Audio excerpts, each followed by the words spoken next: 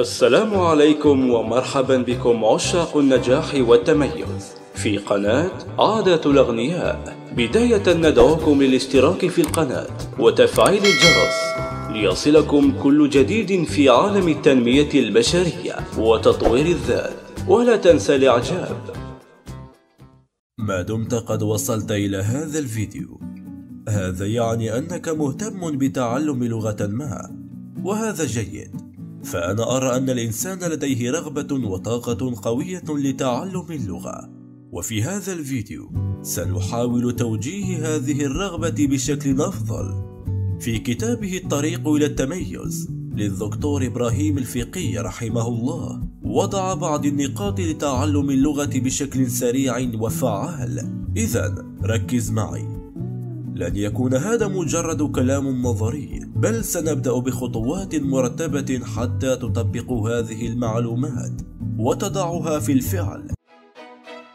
في هذا الصدد أريد أن أرحب بك في مواقع تواصلنا الاجتماعية، فإذا أردت مقولات تحفيزية أو معلومات أو تريد التواصل معنا فكل الروابط ستجدها تحت الفيديو في خانة الوصف. شكرا، فلنكمل الآن. أولا، لماذا تريد تعلم اللغة التي ترغبها؟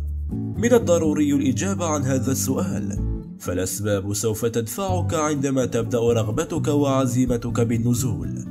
ثانيا، مرحلة البحث. بعد معرفة لماذا، هنا تأتي مرحلة البحث عن طريق الفعل الآتي: أحضر ورقة وقلم وتبدأ في البحث والسؤال عبر الفيسبوك أو اليوتيوب أو معاهد اللغات، وتسأل الناس الذين تعلموا اللغة التي ترغب فيها، وتكتب جميع المصادر التي تستطيع أن تتعلم من خلالها اللغة التي تريد. ثالثا، اختر مصدر واحد. اختر مصدر واحد، مثلا قناة أو معاهد اللغات أو كورس مدفوع، ثم ركز عليه فقط، ثم اتبع طريقته. هذه الطريقة ستساعدك على تقييم مستواك، فتعرف هل مستواك تطور، وإذا كان لا، يجب عليك أن تغير المصدر. ستكون ربما قد قمت بتشتيت نفسك بمصادر عديدة، وهذا ما سيسبب لك الإحباط، والذي قد يجعلك لا ترغب في تعلم اللغة مجددا. رابعا، خصص له الوقت واشترك معه. من الضروري أن تنضبط مع المصدر الذي قررت أن تتعلم منه، والانضباط يكون يوميا، وإلا لن ترى النتائج. خامسا، احفظ 4 كلمات يوميا. قد تظن أنها لن تجدي نفعا، ولكن لك أن تفهم هذا: إن 4 كلمات فقط يوميا تساوي 1460 كلمة في السنة. سادسا، وزع جهدك على المواقف.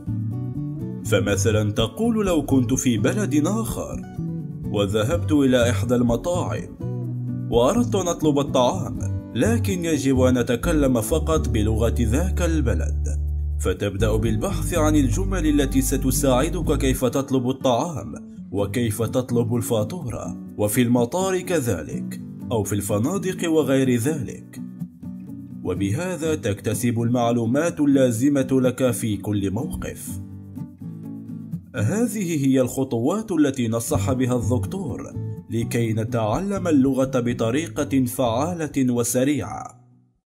إذا أعجبكم هذا الفيديو لا تنسوا الإعجاب والاشتراك في القناة ومشاهدة الفيديوهات السابقة. شكرا، فعادات الأغنياء هي قناتكم وتسعى لإرضائكم.